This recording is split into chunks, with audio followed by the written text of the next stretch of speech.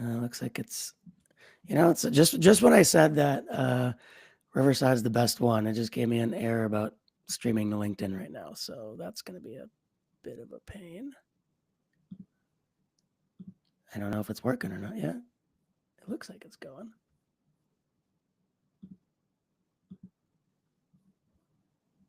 Well, it's going to the company page at least. All right. Anyway, we'll roll with it. What's up, everybody that's joining live? My name is Mike Grinberg, and welcome to another session of Consulting Growth Insights live. And I've got my friend Asher Cohen with me today.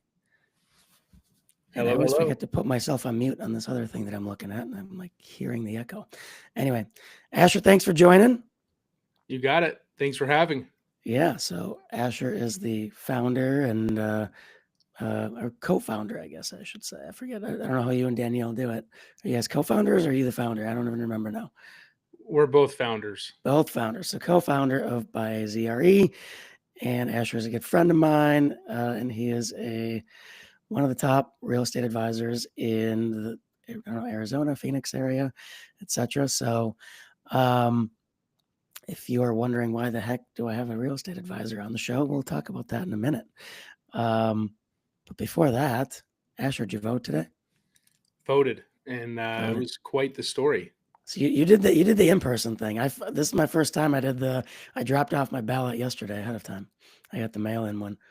I just feel like if we're gonna do it, let's go all out. Let's go in. Let's show our ID. I was going to, but I'm actually kind of glad I did it like the mail-in way, because 18 freaking propositions. Like, it took me 2 hours to fill this damn thing out. Like, for anybody that's from Arizona, like, I don't know how you all did it. If you went in person, like, did you literally stand in the booth for 2 hours? No, you know what? It's more of the doing the all-nighter the night before. So I'm Okay. So you did this. Oh yeah, same thing. And then you like wrote stuff down and brought it in. Okay. Yeah. So at the kitchen table last night, the kids are coming down. What are you doing? You doing that research for the voting? I'm like, yeah, I want to know what I'm getting into tomorrow. Yeah.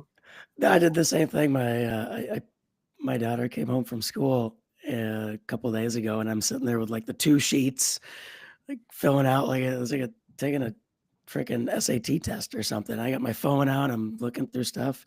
Again, for everybody joining live, we're talking about the Arizona ballot, which is ridiculous. It has 18 propositions on it this year. It literally took me 2 hours to figure all the stuff out. And I'm still not sure if I did the right stuff, because it's confusing as hell. I filled it out, got through it. There wasn't a big line, and scanned So what's your everything story? in. You said you had a story at the booth. It's coming right now. I'm sorry. You're getting it. I'm getting it. We're getting it. You're getting it right now. So, you got to scan it in, and you need a check mark that comes up. When the check mark comes up, you're good. You can leave. I didn't get the check mark. I got paper jam. Oh, nice. And I said, I think I won the jackpot. The guy starts laughing. And so he had to get his key out, put a code in. He had to open the actual box for me to take out. It was jammed in the machine. Never experienced that before. So I got my sticker and left, but definitely not the scan and go type of situation. But it counted. You voted. They fixed it. All good. You got it. All right. Well, if for anybody that's here, if you have not voted yet, go vote. I don't care who you vote for. It's important. All right. Let's get to our regularly scheduled programming. So I'm going to set us up a little bit, Asher, and then we'll take it, kind of ad hoc from there a bit. We're going to talk about strategic partnerships, but let's talk about the why here. When I think everyone's heard the whole quote of, we do business with those we know, like, and trust, right? Today I want to focus on the trust part of that equation. The like happens through, especially in professional services, happens really, through the sales process and the delivery of the service and things like that. I mean, there are some things you can do prior to that, but we're not going to focus on that. The know part, lots of different ways to build awareness. Okay. But when we talk about trust, I think Probably the best way to kind of short circuit uh, this idea of getting over the apprehension and the skepticism, the best way to short circuit that is by like via connection through a trusted source, right? So through a strategic partnership. Um, the reason why I invited Asher on the show, even though he's not in the quote unquote consulting field, um, is because probably you know, when we think about home buying, Asher's a real estate advisor. For those that are just joining now, when we think about home buying, that's probably the most risky, the most complicated decision we're going to make outside of like marriage, probably as individuals. Okay. It's a high risk decision. There's usually a buying committee of at least two, depending how old the kids are and all sorts of other factors, or if you got, aging grandparents that are living with you or something like that. Right. Um, so it's much more similar to a, a high value consulting type engagement than we maybe think originally. And when I think about the most successful real estate advisors, like you, Asher, all the ones I've met have one thing in common, and it's that they all really deeply understand their local ecosystem and have built a network of key strategic partnerships. And that's what's gotten them to be successful. And I see the same kind of thing in successful consulting firms, where they generally really understand their ecosystem and they have a really solid group of strategic partnerships that they have figured out. Speaking of elections, doorbell, I'm pretty sure that's another canvasser. It's ridiculous here right now. Anyway, so when I think about strategic partnerships, I think about the process, as identify, connect, engage, and collaborate. So that's kind of how I want to start. I mean, Asher, you're a pro at this. How does that resonate with you? Yeah, I mean, it's important because we don't do all facets for the client, right? Like we have to stay within our lane. And if we're staying in our lane and we know our lane very well, how can we um, provide value to them outside of our lane? And that's through knowing a great resource for them. And it's that collaborative approach, that trying to align with someone that is really good at what they do. So that could be an attorney, that could be a lender, that could be, all different types of vendors. And so identifying like who's really good at what they do, but also do they align with the same mentality of let's continue working together and providing value to our clients with the lane that we're each in. Yeah, I think the same mentality part is interesting because I think part of that's where I've seen some um, partnerships go awry, where maybe the financial incentives are the right ones, or all the other pieces are maybe there, but the values are not. The Hmm. culture's different. Things like that. Um, I think that one reason why I really like to where I wanted to bring you on the show, Asher, is because in the real estate industry, like you have no choice but to work with other people. Like there's the home, like the home buying, or I mean, whatever, whether you're buying a home, land, or commercial property, doesn't matter. There are multiple parties always involved. You have no choice. I think it kind of forces you to do this, forces people in your area to do this. In the space where I operate in consulting and professional services firms, that's not always as explicitly visible, if you will, or known, right? I think a lot of consulting firm owners kind of treat it as, well, we do the thing and this is the thing that they're buying and that's it. But I think it is often missed that there are either other initiatives within organizations and things like that that are necessary for them to be successful. So let's kind of talk about identifying the right partners, because battle, in my opinion. maybe even more than half, right? So, like, a lot of the time where, you'll have people come to you and say, "Hey, we should partner." What I've found is probably more than 50% of the time, they're the wrong ones. Yeah. Um, what maybe talk about that? Like, so what do you do to identify the right partners, Asher? Well, I think the first thing is are can we get along? Not in the business world, but what are, like you mentioned the word culture, like what are they about, and what are they seeking? A lot of partners approach us or anyone else listening, and deep down we know that when they say they want a partner, they just want business. It's not really a partnership. It's let's partner and I will help you do this so you can get more business, but it's really about them. And we find that out by meeting them, and then we notice that, you know what, this is not a partnership, this is just a sales meeting, right? And I think people loosely use the word partnership. So one thing that I do to identify who would be a good partner is, again, are they really solid at what they do?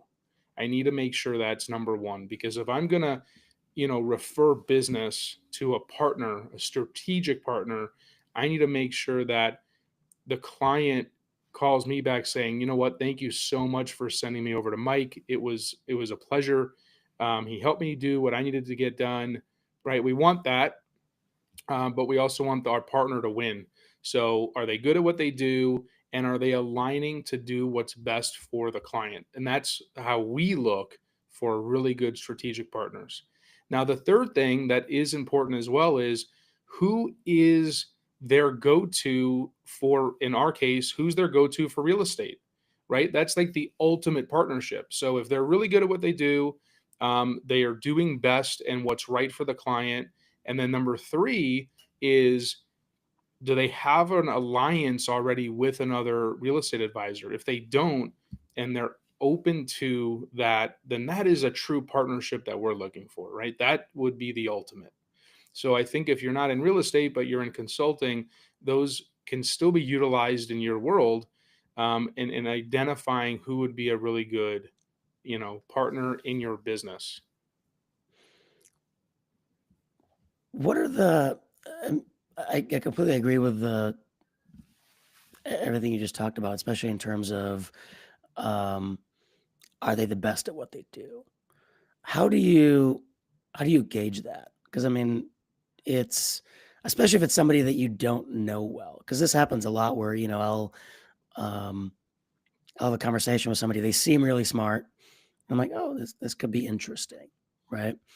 How do you gauge their skill and their ability, if you will, and whether they make So a good partner? yeah, so I think it's like that mentality of like hire slow, fire fast. So when bringing on a strategic partner, before we go everywhere and announcing this partnership and, hey, onboarding and all that excitingness, I think it's more of like, okay, well, let's do this slowly. Let's make sure we are a good fit for each other. Not you're good for me, but are we good for each other? And then asking for examples of how they worked with a client in different situations, or what was the solution there. And when you're up against a wall, like how are you effectively navigating those challenges, right? Like those real life stories, I think we start learning about people really quickly. And also I think having conversations that are off business topic as well. I think getting to know the person will help identify, are they doing the right thing for the client? So that leads to the next thing, right? But if they're really good at what they do, like what are some case studies? What are some examples that you've, worked with, and how have you solved someone's problem? Yep, yep. So I think when it comes to identifying the partners, I think it's a one thing to probably mention is it takes work to find the right ones and just identify them in the first place. It's not, if you're just going to say, "Hey, I have a partnership program," or whatever it is, and you hope that they're going to come to you. Um, Again, most of the time, those are usually not the right ones. Like they are the transactional types. Like, I always get these messages on LinkedIn or emails like, hey, we do X, Y, and Z. It'd be great to partner. Or would you like to explore a partnership? It's like, I don't think that word does not mean what you think it means. Yeah. Or what, I so have an what, idea. I have an idea for everyone listening, though. If you're looking to find a partner, it's not necessarily you're going out there and trying to find them yourself. I think a really good way to find a partner is through your connections, mhm, through your sphere. For example, if I'm looking to partner with someone that's on the vendor side of real estate, it could be, you know, um, I don't know, a termite person, right? Like a termite company, a termite extermination company.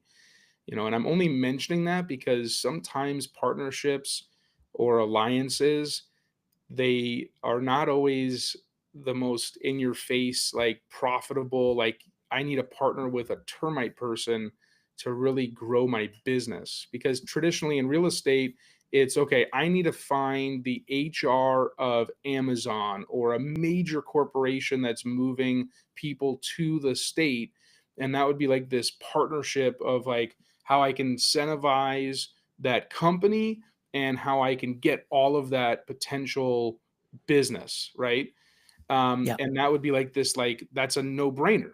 But sometimes really good partnerships, they come in way of something that you would never expect. And I'm yep, smiling about this because years ago there was this termite company, and it was just a tech, and I met him at a property, and we get into a conversation, and all of a sudden that person is now like sending all this business my way, and then obviously I want to reciprocate. I want to feed him as well, right?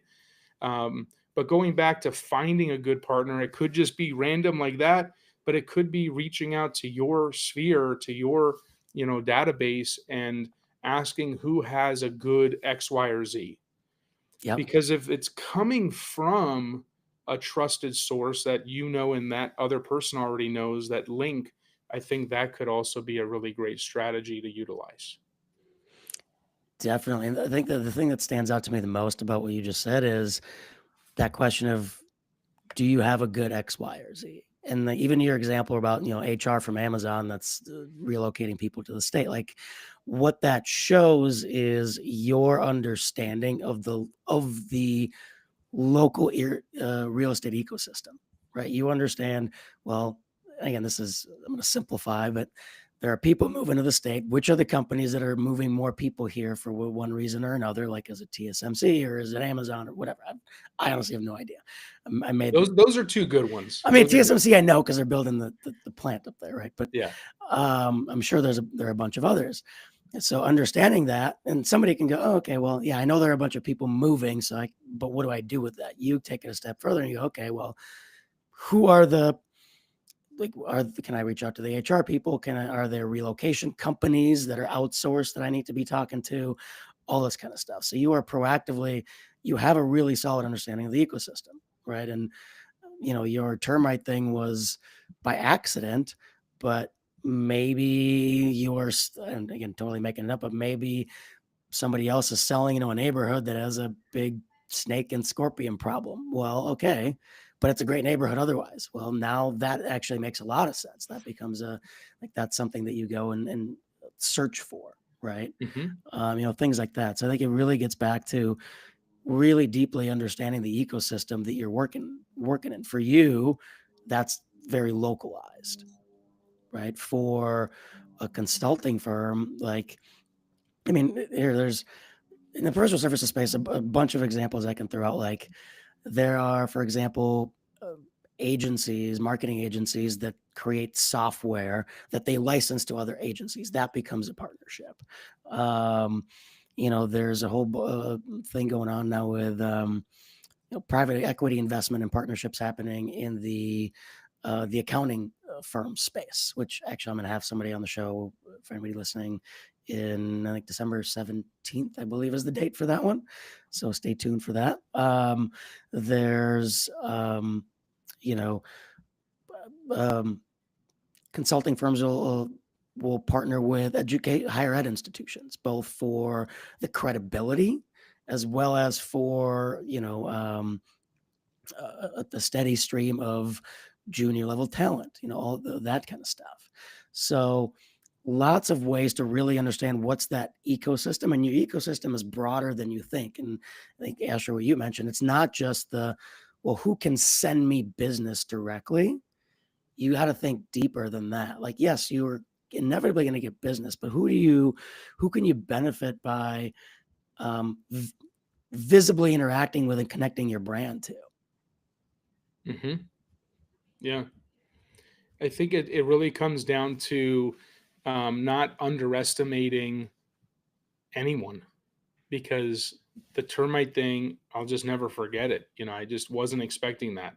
And at one point in our business, that was the number one referral source Well, for a stretch of time. And I just would laugh I just couldn't believe it because of all of the time trying to grow strategic partnerships. And I still had others yep, that we worked well together, but they weren't also good at sending business, right? Like it, and I'm a very referral based. It always has been referral right, based, right? So the partnerships are, I'm going to send you business, you're going to send me business. We're going to do what's right for each client, and we're going to, revolutionize the process or industry for the clients to make sure they're educated, to make sure that they're getting the best they can in their yep, situation, with our vendors, with us, the whole thing. So that's that alignment that we're looking for. But obviously, there's other partnerships where they're getting like a revenue share, right? Where they're getting a piece of something. We don't do that. We're restricted on that heavily when it mhm, comes to our license. But I'm familiar with those types of partnerships, and those partnerships are really important because other types of businesses, when they're, aligning with another corporation, right? Everyone needs to feel like they're winning.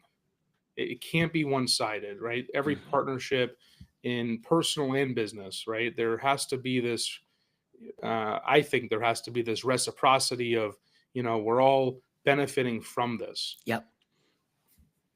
I mean, I think in general, the law of reciprocity works, right? And I think when it comes to, again, if we think about identify, then connect, when we get to the connect part, I believe, I think similar to you have to give first. Now, All the sometimes you time. have another giver on the other end, and it's like, who can do it faster, right? But Yeah. which is fine. That works out pretty well in most cases. But it's you have to be if you're approaching somebody, whether it's for a formal and informal partnership, and that's probably something else for us to talk about. But it's you have to give them something first. Like I like to give from actually from a collaboration perspective. So I'll reach out and have people on the show, or maybe collaborate on some sort of piece of content that I'm working on, or I will introduce them to like once we talk, I'll try to introduce them to like an event organizer that they can go speak at if I realize that they're a good speaker and that that's something they want to do, those types of things. Um, so what about you? Like, how do you approach that? If you are approaching somebody that you want to potentially partner with, what's your process? Yeah. So let's give an example. Everyone likes a story. So we get called by lenders on the daily, right? Because that's their strategic partnership Hmm. plan. Get agents to refer business to. Yep. Met a lender years ago. It sounded like there was a lot of alignment there, but like you mentioned earlier, like how do we know it's a good fit? Like you don't know until you know. There's really, we can ask questions, we can ask for case studies, like I mentioned, but how do we really know? And the only way to really know is for me to say, hey, this is a buyer that needs to get pre-qualified, Hmm. right? And seeing how, if they have a process, seeing how they communicate with that person, the whole 9 yards, and Yep. seeing it all the way through, right? So that's how I How do you really. make that first introduction? Like, what is your don't know, what does the email or the conversation look like to the potential buyer? If I'm in person with a buyer and we're talking about financing and they say something of the effect of, you know what, we haven't even like started that yet. And I said, okay, well, do you have anyone for that? No. Okay, well, I have someone that would be fantastic. You know what? Let me see if I can get them on the phone right now. So I'm calling that How do you person. know that? Like, I guess what I'm asking about is if it's the Okay, first introduction to that particular lender, you've never worked with them before. You don't know if they're actually fantastic or not. You have a good vibe, but you don't sure. know if they're the right one. Well, we don't know until like we can ask questions, we can do Yeah. all that, but until I send someone their way, Mhm. that's when we'll But what know. I guess what is your conversation to your client then? Do you This caveat is it? someone that I yeah, I mean it's circumstantial, but I would say, you know what, Yeah. this is someone that we haven't utilized yet, but Hmm. based on your circumstance and based on what they told me, there seems to be a really good fit there Yep. because some lenders are very specific in what they do and how they do it, right? Hmm. So if this lender, for example, is really specific in the world of, foreign buyers, right? Someone Yep. from another country, and this is someone from another country that needs to get financing, we're going to connect them. And I would just say, I haven't done a successful deal with them yet. This is an introduction to both of you. And if anything comes up that you're just not feeling right about, loop me back in because hopefully the trust with them and I is already there. I So love we that. can Yep. do that, and then we go from there on it, and I'm Yep. pretty good at continuing to, I don't like using like check in or follow up anymore, but I like to continue that dialogue with the client. So I'm not going to Hmm. wait for them to call me and let me know if it's good or not. I'm going to, reach out to them to continue that dialogue and say, hey, how did that go? And if they say thumbs up, they were fantastic, then I can say, okay, like Yep. this feels right. Yep. Yep.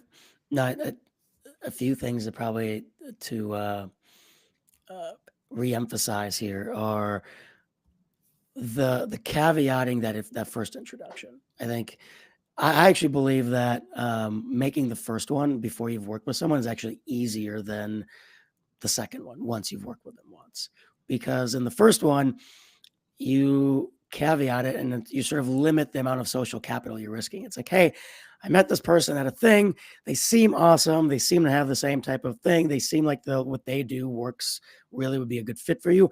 I've never personally worked with them before. Once you say that, you're kind of passing the risk on to your client to a certain extent, right? And you're saying, hey, if you don't have anybody, here's who you may want to talk to, but I don't know for a fact that they will work for you, but I think so. Right? That's pretty safe. Once you've worked with somebody once or maybe twice and it seems like it's solid, now you actually go, yeah, I've worked with this person before. So if they Hmm. mess up this one, now that blows back on you. The first one, probably not as much because it's like, well, I warned you. I'd Right. never worked with them before. So that part is, I think, really important for people to understand where to like from the partner's perspective. I think there's a lot more volume potentially to be had from these informal early stage partnerships where you don't have that working relationship yet because there's very little social capital that's being risked for that introduction. And I think it's important though that we're taking ownership of what's going on. I don't like to just pass someone Yeah. off and then I'm just relying on the world to just do its thing.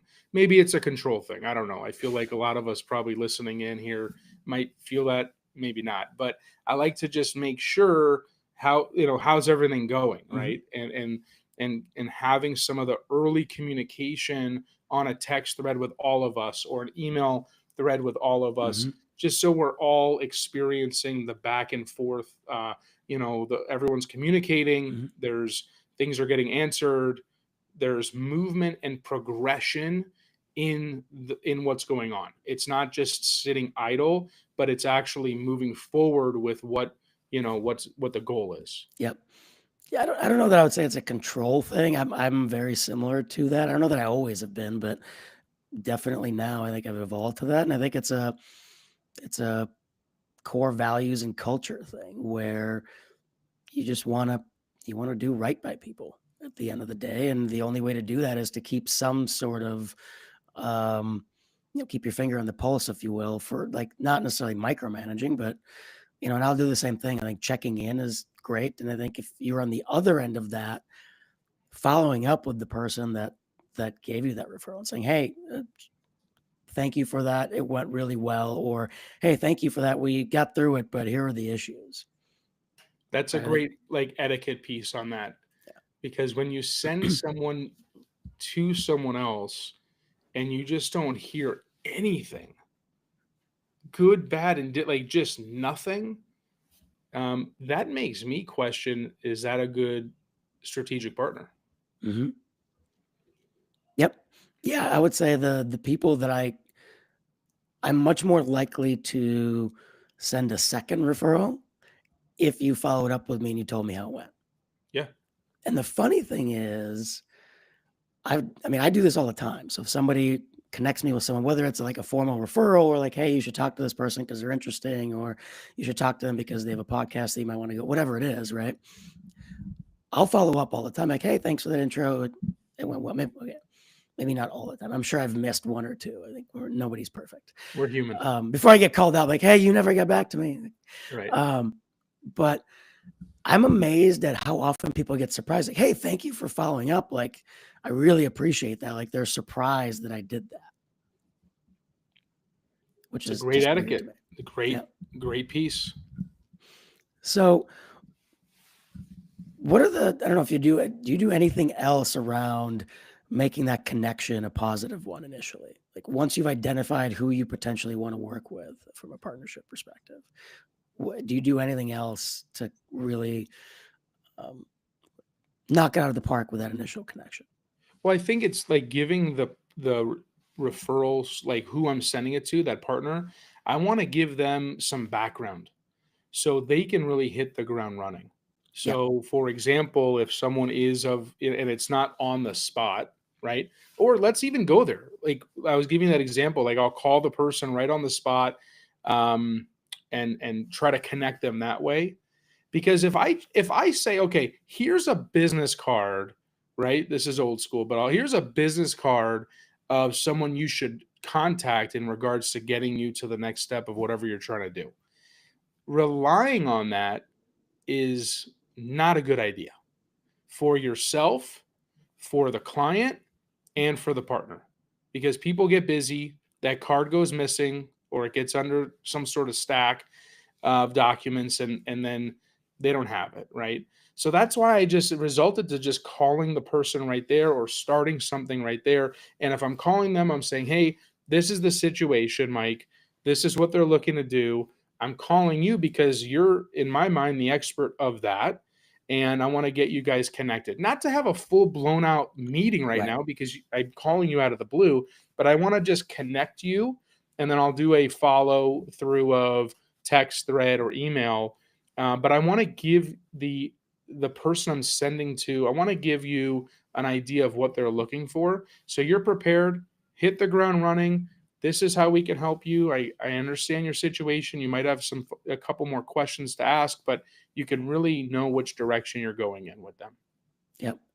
I actually really like that. I've never done that. I think my guess is in kind of a real estate purchase type thing, that's maybe more likely where something is just top of mind, like, hey, let's do it now. Um, but I could totally see um, doing that though in It could certain come situations. across salesy, and I'm not doing it like to get the sale done. I do it from a place, and I do everything from a place of value add to the client. So if I'm in the shoes of the client, do I want to be handed a card? Do I want to be sent an email that night or the next day? No, I want like immediate action. That's how I would prefer it. So Hmm. that's what I deliver. That's what I'm Yep. trying to provide, because that's really, in essence, what I want.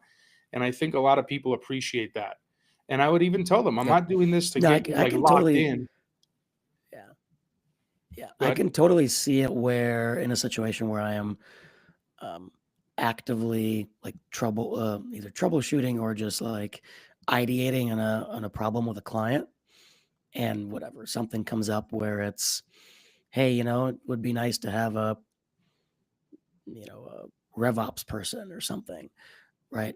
My usual thing is like, well, hey, I think I know somebody. Let me connect you. And my general thing is, well, let me reach out to them and see if they're available and things like that. But I'd be actually curious. I might try this next time when I'm doing this. Is like, hey, I know this person. Let me see if I can call them up right now and if we can get a quick 15-minute conversation. And just see what happens. I mean, Yeah. sometimes, after you do it like a couple dozen times to some of your partners, they don't know what they're answering, right? They Yep. don't know if it's just, "Hey, how you doing? How was the weekend?" or "I have a client like on the other line." Right. So they're used to it now, Yeah. but I would say they're pretty excited to answer the call. And again, that's another value add to your client. If you're Yep. calling people and they're answering for whatever it is you're needing, for them, that shows reliability of what type of partners you have too. It's not going to happen all the time, right? We're not always going to answer the Yeah. phone. People aren't always going to answer our phone, but if that's what's happening, they can see that you're taking massive action. You're able to get things moved and done in a short amount of time, and traditionally, people are very receptive to that. Yep. Yep. Um, so something else you said a little bit earlier around really understanding um, how they operate, right? And using that to, like, is it a good fit for this client or not? That kind of thing. I Hmm. think it's when we talk about engaging with these people and like on a consistent basis and keeping them engaged. It's like you really have to show them that you understand them and their need, the partner. I mean, like them and their needs and Yes. what their problems are versus what are they good at versus what are they not good at. Um, you know, what type of business do they want? All this kind of stuff. What type of exposure do they want? Um, how do you approach that? So I think it's not about them coming to us all the time. We have to be outgoing to them. We have to be contacting them and connecting with them if they're local to get together, if they're not local to get together on a Zoom or a call, and have some sort of routine around it. Because the more we're around our partners, the more we can learn. And it's not always connecting with each other when there's an actual client need, Hmm. but connecting when there isn't a client need, and coming up with different strategies on how we can leverage each other's strengths to move more of the needle and help Hmm. more people. So I think again, it's connecting with people and getting together with them, not relying on them to come to us, but we have to be, the initiator, Yeah. right? And I think we need to be clear on how do they want to be referred? How do they want to connect with people that we might have for them? What's the best way for them? Because what's good for us might not be the right mode for Hmm. them. And ultimately figuring out like what their core is about is through these interactions, right? Yep. So if the onboarding, if I call it onboarding a new partner, right? There's a ramp up for that, Yep. and we really want to learn how we can do that. And the ramp up could have client interaction in it. That's okay. I mean, that's part of a really good ramp up because then we can see how they interact with the clients. But that ramp up has to be a process through learning about each other, personal, business. What other ways can we help each other out, and learning more about their business? Because I've met with business owners that we do, referral business with, and I said, I never even knew you even did anything like that. Like I never knew that was part of their business. Hmm. And then we have to be a really good imagination person too. Like we have to really imagine, okay, who can benefit by this? We have to take time to do that. And I'm visual. So I like to look in my database and visually look at names and connect people that way. This person can be, really resourceful for these people. Hmm. How can I, collaborate and connect them to that person? Well, and that gets us back to the understanding the ecosystem thing and understanding what is a good value exchange look like? But what you said around looking for engagement outside of just the referral itself, I think is absolutely critical. I would say for consulting firms, I don't know how it is in the real estate space, but for consulting firms, professional services firms, in most cases, that is where that is another piece where they miss. They miss finding the right ones, and then they miss this engagement piece of like a lot of the time, like take in there's a lot of like technology partnerships. You're a digital transformation firm and you partner with whatever. Well, you'll go to the technology partners events, and that might be your only kind of consistent touch base. But then you're not really bringing as much to the table in those things. Or Is that more of like a one, like that's more of presentation, right? no, I mean they'll do mixers, they'll do it, they're different. But the point is like it's just a lot of the time there's not a good you use the word routine. I like the word cadence, but it's the same thing. Like there is not like a consistent thing. Like very often it's like once a year, twice a year. I just don't think that's enough to That's build a super low really strong touch. partnership. That's super low touch. Yeah.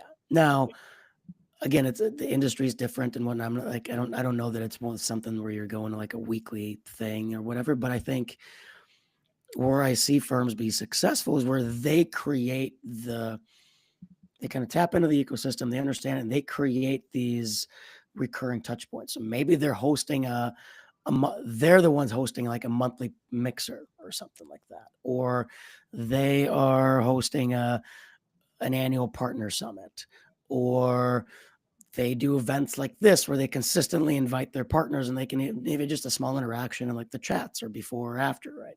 That kind of thing. But I think the ones that are really strategic about it and not just, I think the problem with that in the industry that I work in, it's not even that they don't do enough. It's that they're not purposeful a lot of the time. It's sort of like, well, if it happens, if I go to an event and I see them, great. Or maybe they go, oh, well, usually I see them at this event. So maybe they'll reach out ahead of time. Like that might be the most purposeful thing they do, but it often doesn't go past that. And I think that's where, from a business development perspective, if you're not top of mind, they're at the right time, they might just forget to refer you. And that's why the cadence has to be there. It has to. And it doesn't have to be a huge touch point where you're putting on this big mixer and Yep. spending thousands upon thousands of dollars or having keynote speakers or doing the big things. It really just pick up your phone and connect with people. Just connect. Yeah. And talk and ask them. I like to know in like their businesses, like what's going on in your world right now? Yep. How are things going? Because what we soon realize when we have these conversations that everything kind of blends with each other. Like we all experience the same type of thing, right? In this time of year, right? We were waiting for this election day to happen. And in a lot of the different businesses, we all experience different things. We all do different business. We all do and have different companies and serve people in different ways. But I think we can all feel the same, like just tensions or pressures or how the consumer was behaving. And if that's the case, then let's have more of those conversations and let's try to help our business partners out with, hey, this is what I'm working on and what I'm utilizing. It seems to be Yep. working, or they might have something. And that collaboration piece, it's not just I have this person, you have this person, here you go, we're all good, one for one, right? Sometimes I'm giving 10, 20 referrals and I get one, right? And to me that's okay because I'm still getting the one and depending on who I'm referring the business to, that just makes sense. Like it depends on who that, what service they're Mm-hmm. providing, right? So it's not a tit for tat, it's the reciprocity in different ways. Am I gaining leverage in my business through learning from this strategic partner that might not be giving me a ton of deals, but they've given me access or they've given me connections where I'm able to better my operations team, Hmm. well, so that's a different type of reciprocity, but it's reciprocity. So we have to look at all those things. Yeah, so that's a very good point. Like it could be as it access to data that you don't have.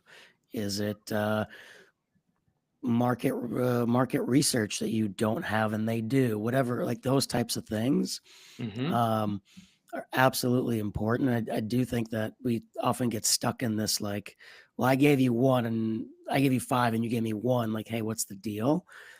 Um, but that There's gets us into like, different seasons, like right. look at a bigger picture, not the small, Well, but also how much of that is, the setting of expectations up front and again, understanding who they are and what they are and vice versa. Um, because maybe it's not, again, it might be that they just don't have as many people to refer, but they have something else valuable to you that's worthwhile. right, Or maybe they're just not good at referring, but getting access to their audience is very valuable. right. Or being associated with their brand is very valuable because they're a trusted source of information, right? Whatever it may be. And those are things that everyone should be looking at. It's not just the clear, direct, I gave you one, you have to give Mhm. me one, Yeah. you know. I think Yeah. I like to simplify things and whenever I can to like a four-box matrix, sort of like if we think about the types of partnerships, I think, and this is oversimplifying, but like one simple way to kind of think about it is, on the one hand, you have formal and informal, and then across the top, you have referrals and content. Or we can even, instead of content, you could say access of some sort, whether that be content or something like that. But they'll, like, you can easily put, I think, the majority of partnerships into one of those four boxes. Like, is it a formal or informal? Like, do you have a formal agreement? Is there a contract? Is there some contractual obligation on volume, whatever it may be? And I'm not suggesting that, like, you're probably not going to have a lot of those realistically. And then on the flip side, it's informal. It's just, hey, like, whatever. Asher, you and I, like, probably not the best example, like, but maybe one of your people you're selling a home to happens to own a consulting firm, and you happen to talk about business, and they say, oh, this is not going. I'm like, hey, you should go talk to Mike. Like, great, awesome. Like it could be completely informal. Um, that type of thing. And just to use that example, this might be like the informal content type partnership. I had you on the show. Maybe one of your clients sees it, or maybe you send this to them if you hear them talk about whatever it is, right? That kind of thing. Yeah. I like informal. I like informal because that's where more organic can come from, right? Like I think a lot of the beginning of a really successful strategic partnership is, yes, we have to lay Mhm. the groundwork of expectations, but Yeah. I don't think there needs to be an actual document that states, here is what I'm expecting, here is what you're going to get. And then if that doesn't work out, these are our, outs. And I don't think that for this is necessary because it's very rigid. And I Hmm. think to really grow a successful strategic partnership is through organic, collaborative approaches that we can be more clear minded and open minded to figure out different ways we can help each other. Because at the Yeah. end of the day, we might have an idea right now of how we can grow business together, but it can turn into another direction that's more lucrative for both of us.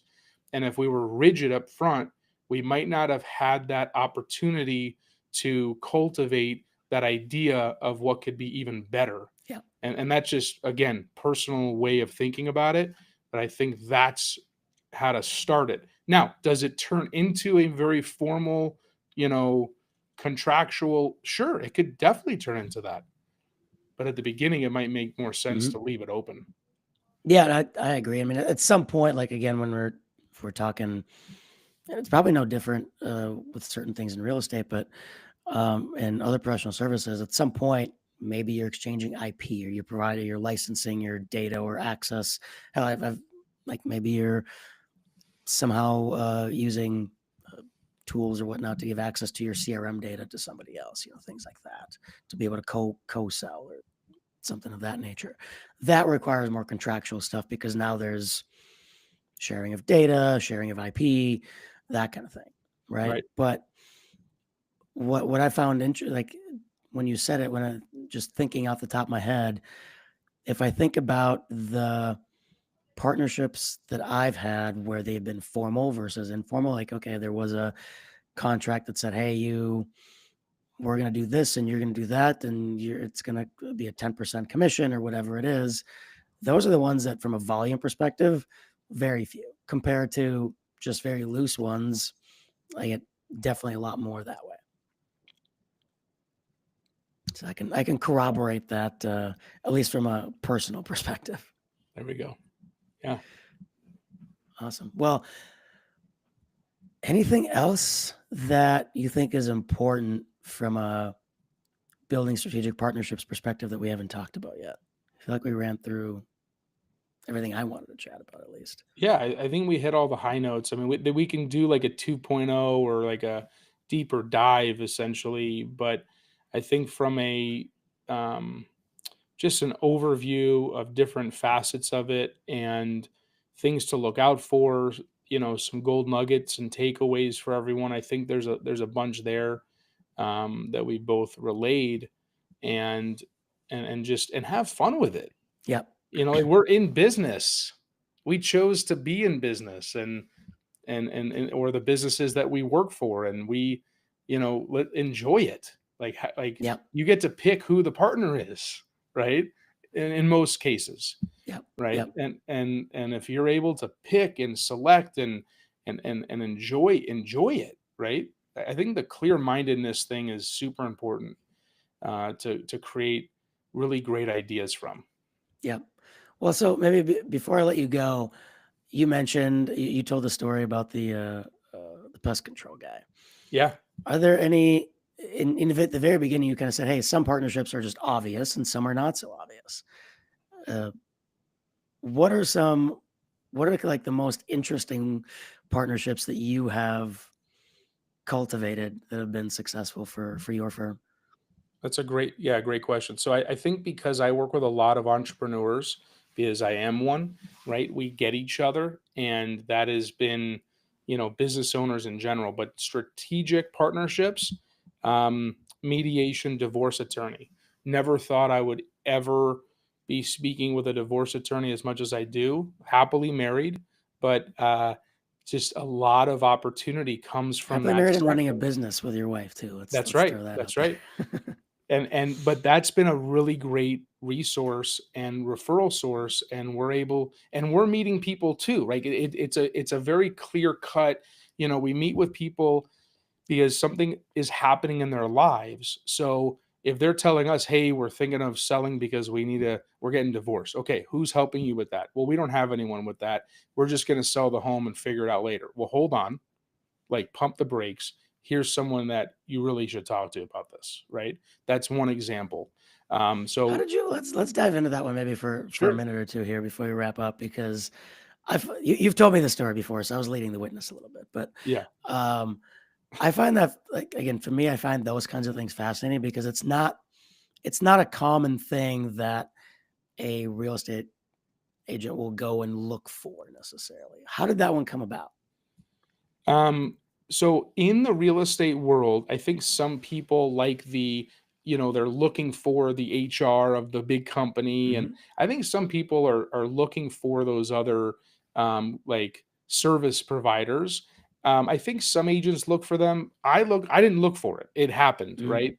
Just through networking, um, met met an awesome divorce attorney and Mhm. mediator, and we just really connected on the level of how we serve and how we can provide our clients just a little bit less stress in their life. That's really what the whole like partnership looks like, right? Like they're dealing with that. We can help with that. And we can help with their home and that while they're going through a tough time in what's going on, right? Another one is in the financial world, right? Like a financial advisor or a trust attorney. these are all like really three big pillars in how we operate, because they all result to a conversation around real estate, Mhm. you know? Yep. No, I mean, the reason I like that one is, again, it's a I know that in your case, it happened by accident to a certain extent, at least. Yeah. Um, but I look at that again as really understanding the ecosystem. And to me, like, if I'm an agent, which I'm not, what are the triggers that get people to buy or sell? And who are the people that are around when those triggers happen, or that cause the trigger itself, right? And Yep. if you know those things, you can go search for them. And I think it's switching how you think about partnerships, right? Again, it's really gets back to understanding the ecosystem, understanding the decision making process. If we're talking consulting and professional services, it's understanding the initiative and the problem and the pain point, and what is involved, what is the trigger, and who are the people that are around that, right? It might be that depending on what you're doing, there might be a fractional CFO that's always involved because they're identifying the issue I'm totally going to make this up. Like, let's say you do succession planning. This is pretty obvious, but it's like, well, maybe it's a fractional CFO that generally comes in that's helping to, uh, figure out the company, the financials and whatever at that time as the next generation's taken over, whatever it is in the family business, right? Yeah. Yeah. Just So, bring someone yeah, in, I totally bring a made that up. I don't know controller. if that actually made any sense, No, but I think it does make sense. Bring a controller, or like yeah, a personal CFO type of situation in before the transition happens, because once that transition happens, it's probably too late. yeah, Yeah. yep, That yeah. was So good. that kind of thing. But that's why I really like that story that you tell. Are there any other ones?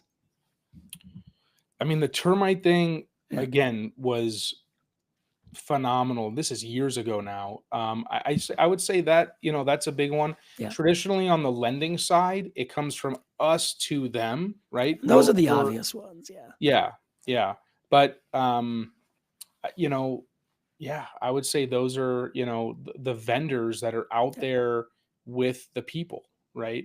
And again, we're serving a purpose. So when you're looking to create this relationship, I think you said it really well, Mike. Like, just kind of re-engage like the thought process of like whatever it is that you're providing, who who needs you, not the client, but which other, like, company out there is needing to probably send that client to you to make their life easier. You're making that company's life easier because you do hmm what you do. So if you're really good at what you do, then connect with all these people and showcase, right, yep, how you operate. Because if I can make it easier for that mediator to send people to our direction to help the client in the best way possible, and that mediator is now relieved because they know it's going to be taken care of the right way, then you're helping all of the people. yep, yep. No, I think that's probably a great place to wrap it up. I think in terms of really focusing in on that value to the partner and to the client, and again, it gets back to that deep understanding of the ecosystem and the problem at hand. So, Yep. Asher, this was fun. Thank you. Thank you. Everybody else, I am back next week, and we're going to be talking about analytics and effectiveness and the changes happening in the professional services ecosystem in terms of revenue models and stuff like that. So a little bit back on topic, but Asher, thank you. I think people should have taken something valuable away. I know I did personally. I hope So so. I'm sure there's something there for someone. awesome. Well, thank you, and everybody else. We'll see you next week.